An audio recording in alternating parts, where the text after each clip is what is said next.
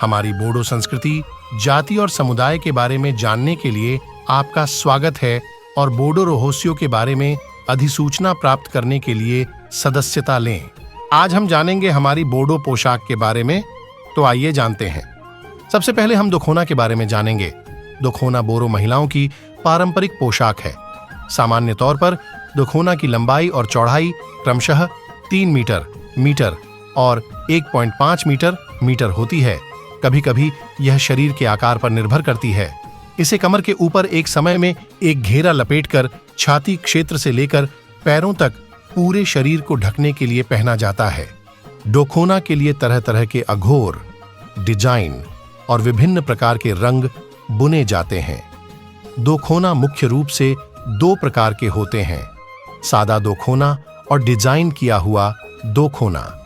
इसे डिजाइनरों के आधार पर प्रकारों, डिजाइन के अनुसार में उप विभाजित किया जा सकता है। दूसरे स्थान पर हम ज्वमग्रा स्कार्फ के बारे में जानते हैं। बोरो महिलाएं अपने शरीर के ऊपरी हिस्से, लंबाई लगभग 2.5 मीटर, चौड़ाई लगभग 1 मीटर को ढकने के लिए ज्वमग्रा स्कार्फ का उपयोग करती हैं। वे खुद को सुंदर बनाने के लिए तरह तरह के इगोर डिजाइन के साथ ज्वमग्रा के विभिन्न रंग पहनते हैं।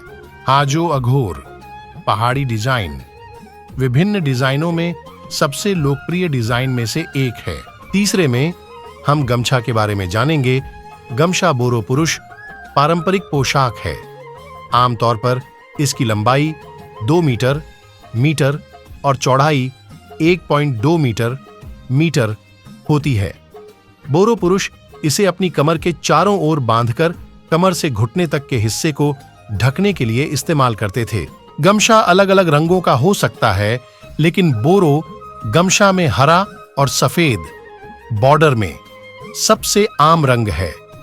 भगवान की पूजा करते समय और बोरो दूल्हे के लिए गमछा पहनना अनिवार्य है। आखिरकार हम अरोनाई के बारे में जानते हैं।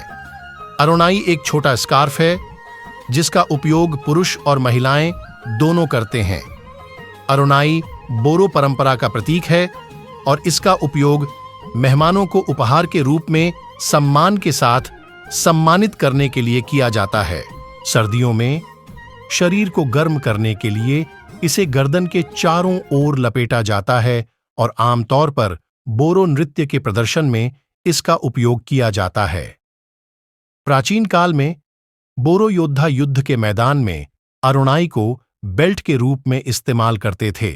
युद्ध के समय बोरो महिलाएं एक ही रात में अरोनाई बुनती थीं और युद्ध के मैदान में जाने पर योद्धाओं को इसे पेश करती थीं। मेरा चैनल को देखने के लिए धन्यवाद।